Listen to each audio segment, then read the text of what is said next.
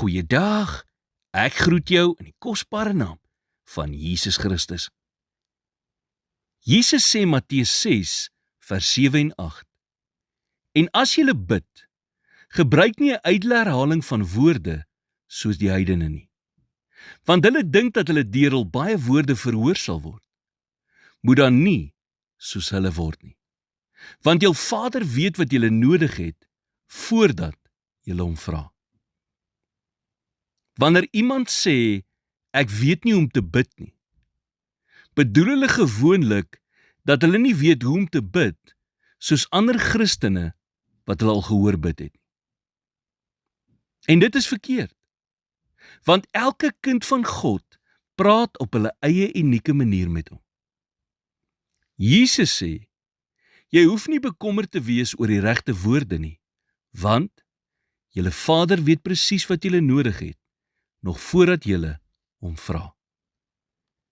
Jy hoef dus nie selfbewus te wees vir hoe jy bid nie, want God gradeer ons nie op hoe goed ons onsself uitdruk nie. Hy luister meer na ons harte as na ons woorde. Gebed is baie soos om asem te haal. Jy haal instinktief asem. Dit is iets wat net natuurlik gebeur as gevolg van ons oomblik vir oomblik afhanklikheid van suurstof. Dit is hoe God wil hê ons met hom moet kommunikeer.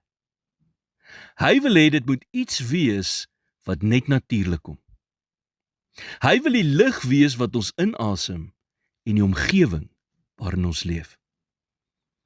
Deur gebed kan ons in voortdurende kontak met God wees.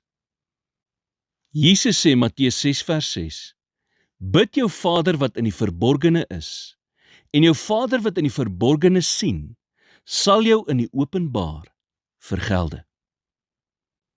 Gebed is nie 'n openbare demonstrasie van hoe geestelik jy is nie.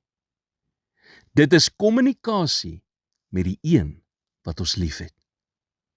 Iets wat vra om alleen met hom te wees, weg van onderbrekings en afleidings. Dit gaan daaroor dat jy en jou Vader 'n intieme gesprek het. Here, dankie dat U meer na ons harte luister as na ons woorde. Help my om U altyd met opregtheid en vasberadenheid in elke aspek van my lewe te soek. In Jesus naam bid ek dit. Amen.